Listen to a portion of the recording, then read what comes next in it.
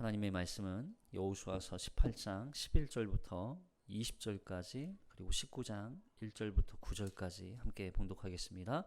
베냐민 자손 지파를 위하여 그들의 가족대로 제비를 뽑았으니 그 제비 뽑은 땅의 경계는 유다 자손과 요셉 자손의 중간이라. 그들의 북방 경계는 요단에서부터 여리고 북쪽으로 올라가서 서쪽 산지를 넘어서 또 올라가서 베다웬 황무지에 이르며 또 그 경계가 거기서부터 루스로 나아가서 루스 남쪽에 이르나니 루스는 곧 베델이며 또 그 경계가 아다롯 아달로 내려가서 아래 베토론 남쪽 산 곁으로 지나서 베토론 남쪽 산에서부터 서쪽으로 돌아 남쪽으로 향하여 유다 자손의 성읍 기럇 바알 곧 기럇 여아림에 이르러 끝이 되나니 이는 서쪽 경계며 남쪽 경계는 기럇 여아림 끝에서부터 서쪽으로 나아가 넵도아 물 근원에 이르고 르바임 골짜기 북쪽 흰놈의 아들 골짜기 앞에 있는 산 끝으로 내려가고 또 흰놈의 골짜기로 내려가서 여부스 남쪽에 이르러 엔 로겔로 내려가고 또 북쪽으로 접어들어 엔 세메스로 나아가서 아둠밈 비탈 맞은편 글릴롯으로 나아가서 루벤 자손 보안의 돌까지 내려가고 북으로 아라바 맞은편을 지나 아라바로 내려가고 또 북으로 벳 호글라 곁을 지나서 요단 남쪽 끝에 있는 여메의 북쪽 해만이 그 경계의 끝이 되나니 이는 남쪽 경계며 동쪽 경계는 요단이니 이는 베냐민 자손이 그들의 가족대로 받은 기업의 사방 경계였더라. 자, 19장 1절부터 9절 시작. 둘째로 시므온 곧 시므온 자손의 지파를 위하여 그들의 가족대로 제비를 뽑았으니 그들의 기업은 유다 자손의 기업 중에서라. 그들이 받은 기업은 브엘세바 곧 세바와 몰라다와 하살 수알과 발라와 에셈과 엘돌랏과 브돌과 호르마와 시글락과 벳 말가복과 하살 수사와 벳 르바복과 사루헨이니 열세의 성읍이요 또 그 마을들이며 또 아인과 림몬과 에델과 아산이니 네 성읍이요 또 그 마을들이며 또 네겝의 라마 곧 바알랏 부엘까지 이 성읍들을 둘러있는 모든 마을들이니 이는 시므온 자손의 지파가 그들의 가족대로 받은 기업이라. 시므온 자손의 이 기업은 유다 자손의 기업 중에서 취하였으니 이는 유다 자손의 분깃이 자기들에게 너무 많으므로 시므온 자손이 자기 기업을 그들의 기업 중에서 받았음이었더라. 아멘. 우리가 지난 시간에 이 이스라엘이 가나안 땅 점령 후 남은 이 땅을 기업으로 받는 과정에서 7지파가 아직 안 받았다 그랬죠. 그래서 그들에게 지체하지 말고 하나님의 기업을 얼른 받아서 너희가 이제는 그 땅을 차지하도록 해라. 이제 그렇게 하기 위해서 또 7지파에게 땅을 보고 그림으로 그려오라고 명령하죠. 그 그림을 그려온 것을 가지고 여호수아가 여호와 앞에서 제비를 뽑아서 나누어 주는 것을 볼 수 있었어요. 그렇게 제비를 뽑았음에도 불구하고 참 재미있는 것은 하나님께서 그 제비를 뽑았음에도 하나님의 약속하신 그 땅, 하나님께서 약속하신 대로 아주 정확하게 그 지파에게 분배가 되었다는 거예요. 그러니까 이 땅 분배는 각 지파가 자기가 갖고 싶다고 가질 수 있는 것도 아니었고, 그리고 갖기 싫다고 해서 안 받을 수 있는 것도 아니었던 것이죠. 그러니까 하나님께서 그 지파가 그 지파의 가족 수대로, 그 지파의 형편에 따라, 그 지파의 성향에 따라 하나님께서 가장 알맞은 땅을 항상 주셨다는 거예요. 하나님께서 그 지파에게 주실 때에는 그 지파의 상황과 환경과 여건에 맞게 가족 수에 따라서 정확하게 분배해서 주셨다는 거예요. 그걸 그들은 이 땅이 뭐 풍족하냐 좋냐 뭐 비옥하냐 비옥하지 않느냐에 따라서 결정하고 결정하지 않고가 되는 게 아니라 하나님의 약속에 따라서 주신 그 땅을 기꺼이 기쁨으로 그걸 얻는 것이죠. 그리고 그 얻은 땅을 하나님의 기업에 하나님께서 주신 목적과 하나님의 뜻에 맞게 그걸 관리하고 또한 그걸 또 계속 유지하고 보수하고 지경을 넓혀가는 그러한 삶의 목적이 그들에게 또한 주어졌던 거고, 그런 과정이 사실은 우리의 신앙생활과 참 맞닿아 있다고 볼 수 있는 것이죠. 자, 오늘은 그 남은 7지파의 땅 분배에 대한 말씀 중에 이제 첫 번째로 베냐민 지파가 땅을 분배를 받아요. 자, 먼저 11절을 보겠습니다. 11절 시작. 베냐민 자손 지파를 위하여 그들의 가족대로 제비를 뽑았으니 그 제비 뽑은 땅의 경계는 유다 자손과 요셉 자손의 중간이라. 자, 여러분, 이 베냐민 자손은 누구죠? 베냐민 자손은, 베냐민 지파는 야곱의 12아들 중에 막내 아들이죠. 야곱이 가장 사랑했던 라헬에게서 얻은 두 아들 중에 요셉과 베냐민, 막내가 이제 베냐민이죠. 베냐민은 어려서부터 좀 약한 아이였던 것 같아요. 그리고 위로 11명의 형이 있다 보니까 아무래도 스스로도 힘이 없는 그런 지파라고 여겼던 것 같습니다. 그래서 베냐민은 기업도 굉장히 작은 기업을 얻어요. 우리 그림을 보시면 우리가 읽은 이 본문에서 이 경계들, 여기까지 이걸 이제 이렇게 표시를 해보니까 이제 유다 위에, 그리고 에브라임 밑에, 그 아래에 베냐민이 기업으로 받은 땅이 있죠. 여러분, 이 유다도 이렇게 좀 강인한 지파 중에 하나고, 에브라임도 좀 드센 지파잖아요. 므낫세가 원래는 형인데 형의 장자권을 거의 뭐 자기가 마치 받은 것처럼 의기양양, 굉장히 이렇게 좀 교만하기도 했고요. 그런 지파 위아래에 있다 보니까 가운데 사이에 껴서 좀 많이 치였었던 것으로 보여요. 더군다나 이 베냐민은 그래서 그들 스스로 작은 지파라고 여기기도 했었죠. 그러나 사실 이 베냐민 지파는 힘이 없고 약했지만 어떤 지파보다도 강한 지파가 되는 것을 우리는 성경에서 볼 수 있습니다. 그 모습이 야곱의 이 축복을 통해서 볼 수 있어요. 여기 창세기 49장 27절에 야곱이 이제 자기 자녀들에게 축복을 하잖아요. 그때 베냐민에 대한 축복의 내용이 여기 기록되어 있어요. 49장 27절 시작. 베냐민은 물어뜯는 일이라. 아침에는 빼앗은 것을 먹고 저녁에는 움킨 것을 나누리라. 뭐래요? 베냐민에 대해서 뭐라고 표현해? 일이라고 표현해. 일이라고. 그러니까 그냥 약해 빠진 그런 연약한 지파가 아니라는 거예요. 참 재밌게도 이 베냐민 지파가 얻은 기업의 위치가 그 위에는 형 에브라임이 있고 또 아래도 형 유다가 있고, 그러니까 이 사이에서 항상 자신의 이득이 무엇인지, 이익이 무엇인지, 마치 이제 이리가 기회를 엿보고 어느 쪽이 자기에게 이득이 되는지 살펴보고 있다가 그걸 덥석 또 물어 자기의 양식으로 삼는. 그래서 유다 지파는 이 남쪽 남유다, 이제 나중에는 이 남유다가 되는데 이 남유다를 대표하는 지파가 되잖아요. 근데 에브라임 지파는 나중에 이 이스라엘이 분리될 때 북쪽을 대표하는 지파가 되거든요. 이 두 지파 사이에서 어느 편에 설지를 이 베냐민 지파는 항상 기회를 엿보고 있었던 거죠. 그리고 나중에 그러다가 베냐민이 이 북쪽 이스라엘이 만들어질 때 베냐민 지파는 아래 남유다로 속합니다. 참 그때만 해도 잘한 것 같아요. 왜냐하면 북쪽은 우상 숭배가 훨씬 더 빨리 시작됐잖아요. 북쪽이.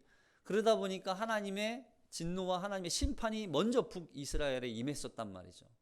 그러니까 기회를 잘 보고 있다가 자신의 이득이 어떤 쪽이 이득인지 살피다가 남유다 쪽으로 이렇게 흡수되었던 거죠.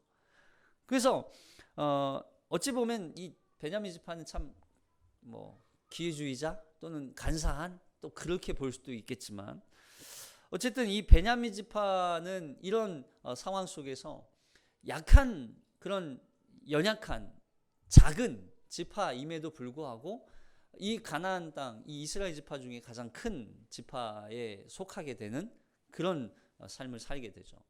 여러분 이 베냐민 지파의 출신 중에 누가 있는지 혹시 아십니까? 바로 사울이 있어요. 사울. 이스라엘의 첫 번째 왕이었던 사울. 여러분 이 사울이 베냐민 지파에 속했던 사람이에요. 사울도 처음에는 그래서 하나님 앞에 자기가 굉장히 작은 자라는 걸 고백했던 사람이에요. 자기는 작은 자, 베냐민 지파입니다 라고 얘기하는 건 자신은 작은 지파입니다. 작은 자입니다 라고 고백하는 거거든요. 여기 사무엘상 9장 16절에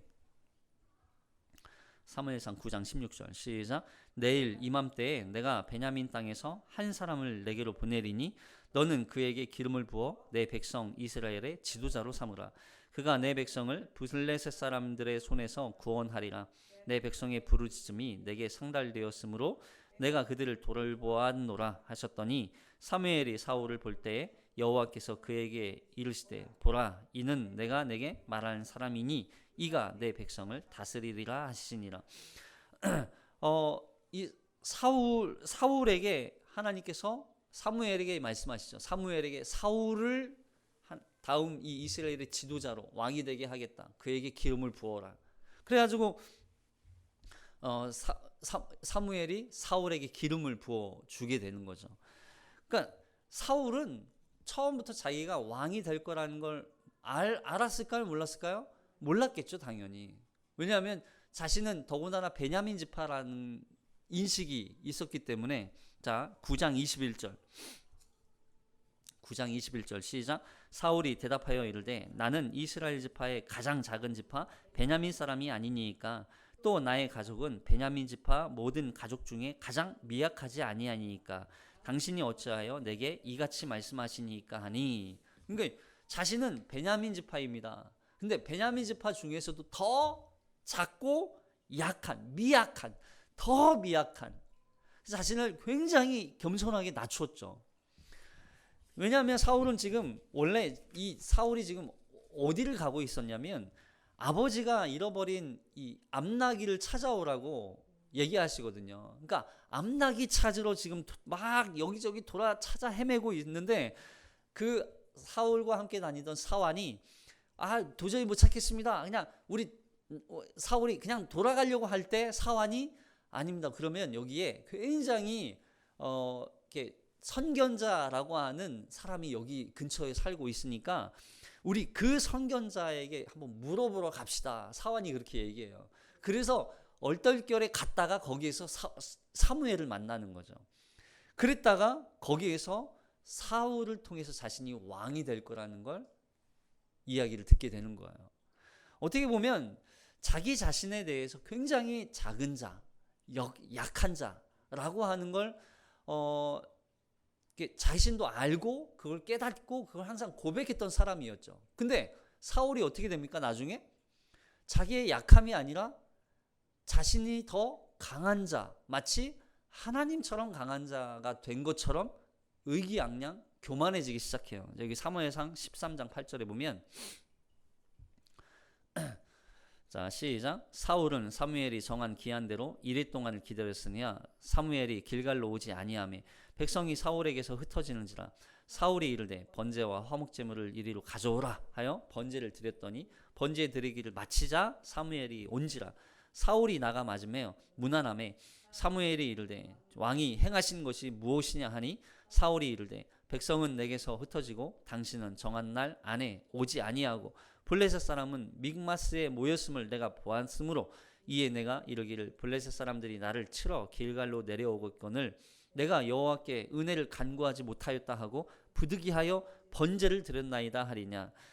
사무엘이 사울에게 이르되 왕이 망령되이 행하였도다. 왕이 왕의 하나님 여호와께서 왕에게 내리신 명령을 지키지 아니하였도다. 그리하였더라면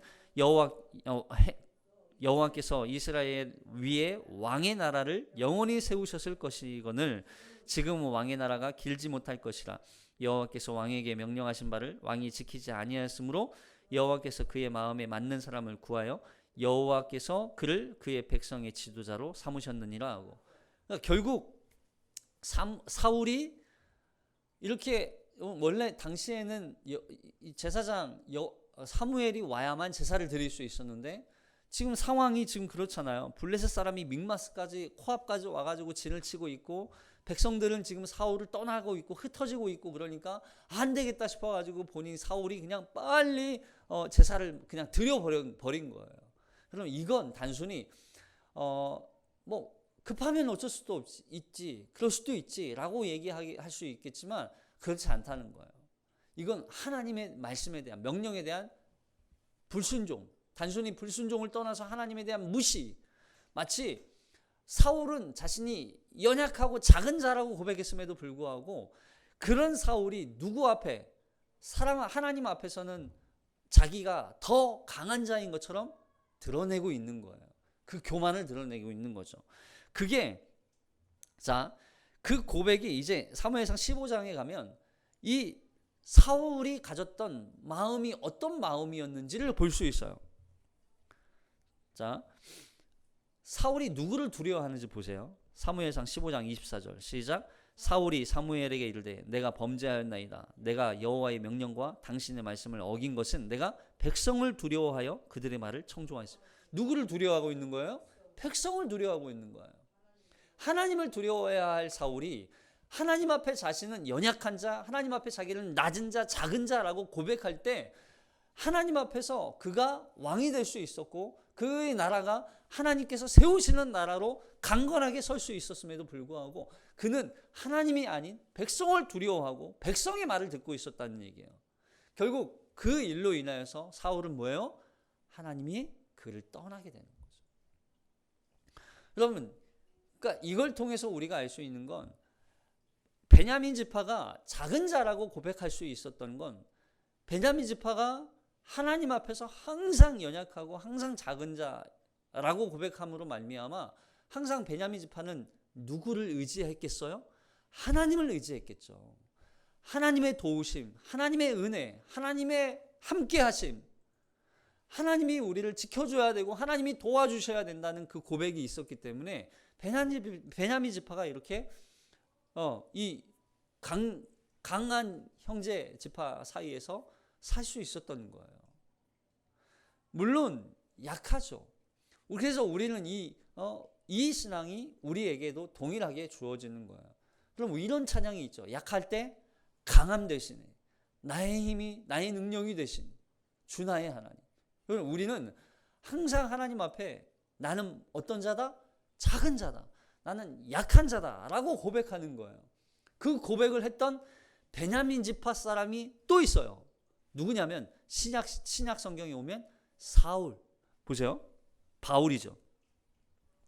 자, 빌립보서 3장 5절 시작. 나는 8일 만에 할례를 받고 이스라엘 족속이요 베냐민 지파요 히브리인 중에 히브리인이요 율법으로는 바리새인이요. 그럼 사울이요 베냐민 지파였어요. 사울이 그러니까 그 위에 있던 자신의 조상이었던 그 사울 왕에 대한 이야기를 알았겠어요? 몰랐겠어요? 알았겠죠. 우리 조상 사울이 왕이 그렇게 하나님 앞에 범죄함으로 말미암아 어떠한 하나님이 떠나게 됐는지, 말년이 어떻게 되었는지, 결국 아들들과 함께 처참하게 죽임을 당하잖아요. 사울이. 그 결말에 대한 이 이야기가 사울의 입장에서는, 신약 성경에 온 이 사울은 자기가 얼마나 연약한 자라고 하는 것을 비로소 발견하게 되는 거예요. 비로소 예수 그리스도를 만남으로 말미암아. 그래서 그렇게 고백할 때 그 고백이 어떤 것이지 한번 고린도전서 15장 9절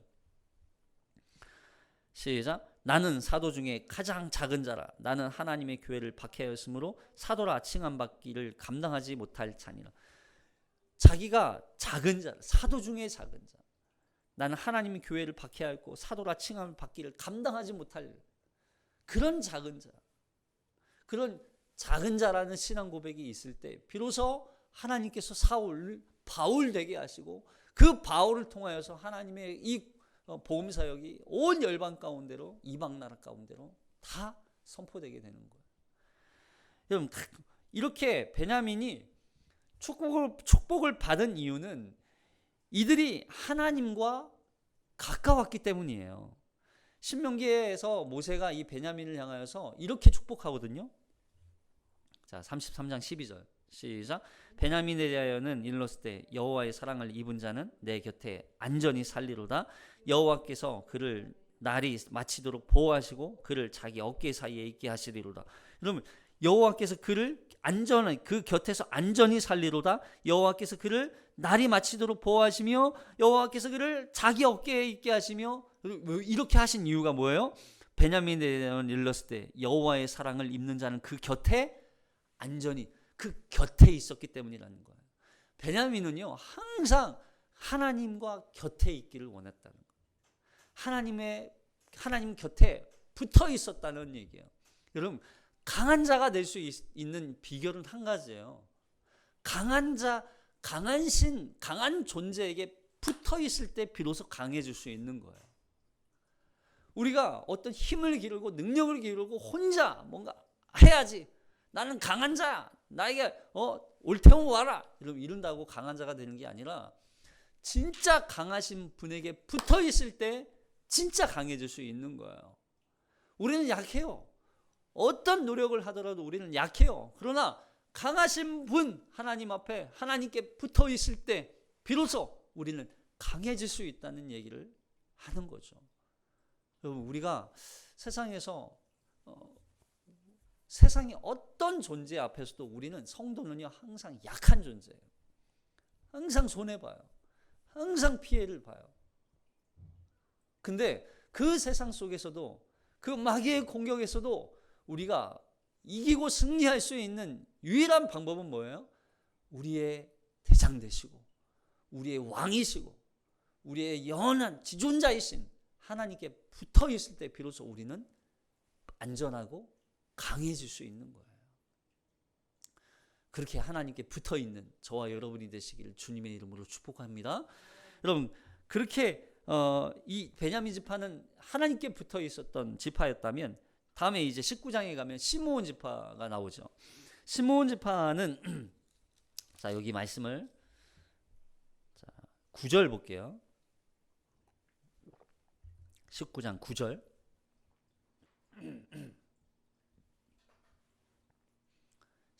9절 시작. 시므온 자손의 이 기업은 유다 자손의 기업 중에서 취하였으니 이는 유다 자손의 분깃이 자기들에게 너무 많으므로 시므온 자손이 자기의 기업을 그들의 기업 중에서 받았음이었더라. 그러니까 이게 이런 말이에요. 시므온 자손의 기업은 누가 주었다? 유다 지파가 주었다. 유다 자손이 자신들의 일부, 자신들이 받은 기업의 일부를 시므온에게 주었다는 얘기예요. 여기 지도를 보시면 자 지도 아랫부분에 제일 아랫부분에 시므온이 있죠. 보이세요? 원래 이 땅은 다 유다 자손의 유다 지파의 땅이에요. 원래는 다 유다 지파의 땅인데 이 시므온이라고 써 있는 이 지역 이렇게 이 지역만 시므온 지파가 유다 지파가 주어서 유다 지파에게서 얻은 땅이거든요. 지금 여기에 들어가서 살고 있는 거예요. 그러니까 유다 안에 속해 있는 거죠. 유다 지파 안에. 왜 이렇게 됐을까요? 원래 이 시므온 지파는 원래 인구가 첫 번째 인구 계수할 때는 굉장히 많은 지파였어요. 첫 번째 인구 조사할 때는 59,300명이었거든요. 당시 59,300명이면 이 루벤 그리고 아니 유다 단지파 이렇게, 그리고 시므온 지파가 될 만큼 세 번째로 굉장히 인구가 많은 지파였어요. 근데 2차 인구조사 때, 그러니까 1차 인구조사는 출애굽할 때였어요. 2차 인구조사는 가나안 땅 이 가나안 땅을 앞두고, 입성을 앞두고 있을 때 2차 인구조사를 하거든요. 그때는요 인구가 확 줄어요. 22,200명. 거의 절반 이상이 줄어드는 거예요. 절반 이상이. 왜 그랬을까요? 이들이 광야에 있을 때 엄청난 사건이 있었죠. 물론 그 전에도 있었지만 이렇게 줄었던 이유가 그 자기의 딸 여동생 디나 강간 사건, 그리고 그 사건과 함께 이 광야에 있을 때 바알브올이라고 하는 그 우상 앞에서 이방 여인들과 음란 행위를 하고, 그리고 그 음식을 먹고 함께 우상 숭배를 했던 그 사건이 있었죠. 시므온과 이 디나 사건의 중심에 있었던 건 시므온과 레이였어요. 시므온과 레이가, 디나가 세겜에게서 이 당한 사건으로 인해서 세겜 족속을 멸절시키고 그 세겜 족속에 들어가 약탈을 해버리잖아요. 그 사건에 대해서 이 시므온과 레위는요 자신들이 한 행동이 정당하다고 여겼어요. 자, 여기 보시면 34장, 창세기 34장 30절. 자신들이 한 행동이 더 옳다라고 여겼던 거죠. 창세기 34장 30절 시작. 야곱이 시므온과 레위에게 이르되 너희가 내게 화를 끼쳐 나로 하여금 이 땅의 주민 곧 가나안 족속과 브리스 족속에게 악취를 내게 하였도다. 나는 수가 적은즉 그들이 모여 나를 치고 나를 죽이리니 그러면 나와 내 집이 멸하리로다. 그들이 이르되 그가 우리 누이를 창녀같이 대우함이 옳으니까. 그러면 아니 우리 여동생을 그렇게 강간하는 것이 맞습니까? 라고 얘기하는 거죠. 근데 이것이 단순히 보복 차원에서 그들에게 행한 어떤 정당화를 이야기할 게 아니죠. 왜냐하면 이건 분명히 하나님 앞에서 잘못된 행위였다는 걸 그들이 깨닫고 회개했어야 돼요. 자, 여기 보면 창세기 49장 5절. 이 일로 인하여서 야곱에게서 저주를 받죠. 자, 시작. 시므온과 레위는 형제요 그들의 칼은 폭력의 도구로다. 내 호나 그들의 모의에 상관하지 말지어다. 내 영광아 그들의 집회에 참여하지 말지어다. 그들이 그들의 분노대로 사람을 죽이고 그들의 혈기대로 소의 발목 힘줄을 끊었음이로다. 그 노여움이 혹독하니 저주를 받을 것이요 분기가 맹렬하니 저주를 받을 것이라. 내가 그들을 야곱 중에서 나누며 이스라엘 중에서 흩으리로다. 결국 보세요. 이 사건으로 인하여서 시므온은 이 유다 지파 안에 결국 흡수되어서 나중에 이 시므온 지파도 흩어지게 되고요. 레위 지파, 레위인들은 어떻게 됩니까? 레위 지파도 각 지파 지역별로 다 나뉘어져요. 그래서 그럼에도 불구하고 레위 지파는요 나중에 자신들이 한 행동에 대한 어떤 회개가 좀 있었던 것으로 보여요. 그걸 통하여서 하나님께서 이 레위 지파를 어떤 직분으로 세웁니까? 예배하는, 하나님을 제사드리는 제사장 지파로 레위인들을 세우잖아요. 그래서 각 지파마다 각 지역별로 이 레위인들이 흩어져서 그곳에서 하나님을 예배하는 예배자들, 제사장들이 된단 말이죠. 근데 시므온은요 그렇지 않았다는 얘기죠. 그리고 더군다나 이 시므온 지파가 어떤 일에 연루가 되냐면 아주 이 바알브온 사건 때문에 큰 어려움을 당해요. 민수기 한번 볼까요? 말씀은 그냥 민수기 25장 가면 성경을 찾아야 됩니다. 민수기 25장에 가면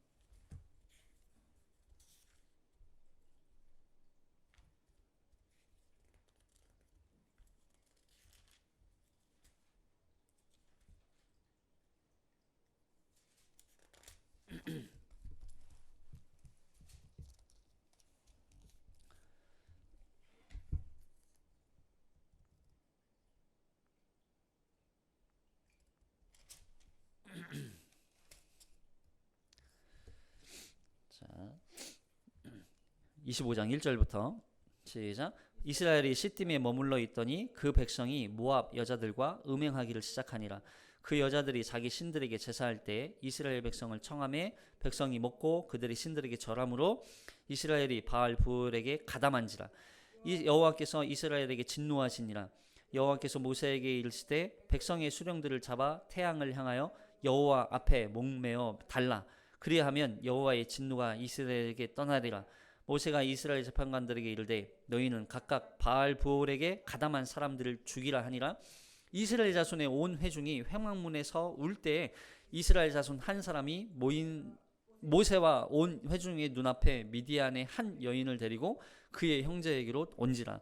제사장 아론의 손자 엘르아살의 아들 비느하스가 보고 회중 가운데에서 일어나 손에 창을 들고 그 이스라엘 남자를 따라 그의 막사에 들어가 이스라엘 남자와 그 여인의 배를 꿰뚫어서 두 사람을 죽이니 연병이 이스라엘 자손에게서 그쳤더라.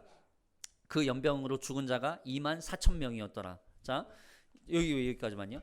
결국 이 바알보올 사건은 누가 이걸 주도했냐면 발람과 발락 사건, 발락이에요. 이 사건으로 그러니까 이스라엘을 어떻게 하면 저주할 수 있을까? 한 가지라고 얘기하죠. 왜냐하면 이들에게 음란. 그리고 결국에는 이 여인들, 그 모압 여인들을 유혹에 넘어가서 그들과 행음하고 그들의 우상 숭배를 일삼고 또 바알에게 절하고 함께 제물을 먹으면서 결국 하나님의 진노가 임했어요. 그 사건으로 인해서 지금 이 바알보올에 참여한 사람들을 다 죽여라 하고 있잖아요. 근데 그때 누가 이스라엘 자손의 한 사람이 여기 한 사람이 또 이런 상황에 회중 앞에 제사장 그 미디안 한 여인을 데리고 또 들어오는 거예요. 미디안 이방 여인을 데리고 와서 동침하고 있는 거죠. 그러니까 결국 이 사건으로 인해서 제사장 아론의 손자 엘르아살이 그 장면을 보고 그 남자와 여자를 배를 꿰뚫어 둘 다 죽여요. 그럼 이 남자가 누구였냐면 바로 시므온 자손 일부였어요. 자, 14절 시작. 죽임을 당한 이스라엘 남자 곧 미디안 여인과 함께 죽임을 당한 자의 이름은 시므리니 살루의 아들이요 시므온인의 조상의 가문 중 한 지도자입니다. 그러니까 이 사건으로 인해서 몇 명이 죽었다고 그래요. 지금 이 연병 때문에 위에서 9절에 있었죠. 몇 명이 죽어요? 24,000명이 죽어요. 그러니까 시므온이 그 많은 인원이 5만이 넘는 그 인원이 59,300명이었던 그 인원이 이 사건으로 인해서 24,000명이 죽으니까 결국 22,000여 명만 남았던 거죠. 이런 사건으로 인하여서 결국 시므온은 아주 작은 지파가 돼요. 그리고서 이들이 사실 여러분 이 저주, 야곱이 이 시므온에게 했던 이 저주가 너희는 이제 아무리 노력해도 너희는 하나님 앞에 저주받아서 끝났어. 너희는 이제 흩어질 거야. 없어질 거야. 너희 마음대로 살아라. 그럼 그런 뜻으로 저주를 했겠습니까? 자기 아들에게? 그럼 이 저주는 한마디로 너희들 그렇게 살면 안 돼. 너희들 이렇게 하나님 앞에 저주받았는데 그 저주를 받았음에도 불구하고 하나님 앞에 빨리 돌이켜 회개하고 하나님의 뜻대로 하나님 말씀대로 순종하면서 살아야 돼. 하나님의 말씀에 따라 순종하면서 살아. 그 의도가 있지 않았겠어요? 그 의도를 알았던 레위 지파는요, 하나님 앞에 그렇게 돌이켜 회개하고 정말 하나님 앞에 믿음으로 살려고, 그래서 레위 지파 사람들은 하나님의 성전에서 하나님의 이 제사 일들을 감당하면서 살게 되었던 거죠. 근데 시므온은 그러지 않았다는 거예요. 결국 이 사건 이후로 여러분 이들은 이 유다 지파 안에 기업을 받았지만 이들은 그 받은 것조차도 사실 막 기쁘고 좋고 막 그래가지고 하나님의 기업을 더 확장하자, 또 하나님의 기업을 관리하고 또 하나님의 뜻대로 살자 이러지 않았다고요. 오히려 이들은요 그 받은 기업을 좋아하지 않고 다른 이방 지역으로 다 다시 흩어지기 시작하고 또 아말렉 지역으로도 흩어지면서 결국 이 레위 지파 안에 이 시므온 지파는 결국 이스라엘 땅에 더 이상 역사가 존재하지 않는 그런 시므온 지파로 전락되고 마는 거죠. 여러분, 이 시므온 지파는 그 어떤 인물도 없어요. 성경에서 시므온 지파에 대해 어떤 인물도 없어요. 그냥 끝났어요. 사라져 버렸어요. 그럼 이 시므온 지파는 언제든지 회개하고 돌이킬 수 있는 기회가 있었음에도 불구하고 그들은 스스로 하나님의 은혜를 저버리고 스스로 하나님의 은혜를 잊어버리고 그들은 하나님을 떠났다는 거죠. 이 사실 시므온 지파가 하나님 앞에 돌이키고 회개했다면 이 시므온 지파가 이 유다 지파 안에서 더 남유다 이 이스라엘이 북이스라엘과 남유다로 분리되었을 때 남유다를 더욱더 강건하고 굳건하게 지키는 그런 유다 지파와 함께 그런 역할을 감당했겠죠. 여러분, 유다 지파 입장에서는 솔직히 이러지 않았을까요? 아니, 자신들이 정말 유다 지파 사람들은 하나님이 주신 기업을 얻기 위해서 수고했습니까? 안 했습니까? 엄청난 수고를 했어요. 그 기업을 얻은 걸 하나님이 주신 것 외에도 더 많은 기업들을 개척해 나가고 그걸 얻기 위해서 수고하고 마땅한 대가를 지불하고 그렇게 하나님 앞에 믿음으로 하나님이 나라를 확장해 갔단 말이죠. 근데 그 땅 일부를 시므온에게 줘야 돼요. 야, 우리 지파 다른 족속, 이 가나안 족속들 우리 무찔러러 가자. 시므온 지파가 했을까요? 안 했을까요? 잘 안 했어요, 사실. 시므온 지파는 그 전쟁에 굳이 참여하지 않았어요. 그냥 귀찮다는 거죠. 자신은 그냥 이렇게 살겠다는 거죠. 그걸 줘야 되는 유다 입장에서는 줘야 돼?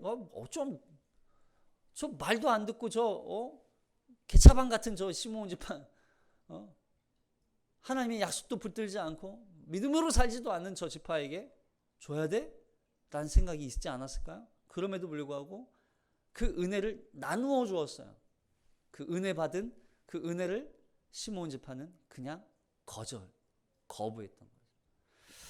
더군다나 이 시므온 지파가 얻은 기업은 물론 좋은 땅은 아니었지만 그렇다고 해서 그들이 살 수 없는 땅도 아니었던 거죠. 이렇게 기업을 통하여서 하나님의 나라, 하나님께서 주신 그 기업을 더 확장하고 개척하고 하나님의 뜻대로 이걸 간직하고 살아야 할 그 시므온 지파는 그걸 하지 않아. 결국 이 시므온 지파는 하나님을 떠나는 거예요. 베냐민 지파는 하나님을 더 가까이, 하나님 곁에, 하나님께 더 가까이, 하나님 편에. 근데 시므온이요, 더 멀리, 하나님을 멀리. 어떻게 보면 하나님을 가까이 하는 게 복이고요, 하나님을 멀리 할수록 저주인 거예요. 그럼 우리의 가장 큰 복은 뭐예요? 하나님을 가까이 하는 거예요. 하나님과 가까우면 가까울수록 우리에겐 더 큰 은혜와 더 큰 복이 임하는 거예요. 하나님을 우리는 멀리하면 멀리할수록 우리에게는 더 큰 어려움과 시련과 고난들이 찾아오는 거죠. 여러분, 우리가 이 베냐민과 시므온을 통하여서 우리가 더욱더 이 말씀을 기억하기를 바랍니다. 하나님을 더 간절히 가까워지고 하나님이 우리가 하나님 편이 되고 하나님이 우리 편이 되고 가까워져서 정말 이 땅 가운데 약한 자라고 우리가 부르짖는다 할지라도 하나님은 그 약한 자인 우리를 들어세워 강한 자로 이 땅 가운데 세우실 것이며 하나님의 나라를 위해서 우리가 그렇게 쓰임받게 되는 그런 하나님의 백성들이 될 줄로 믿습니다. 기도하겠습니다.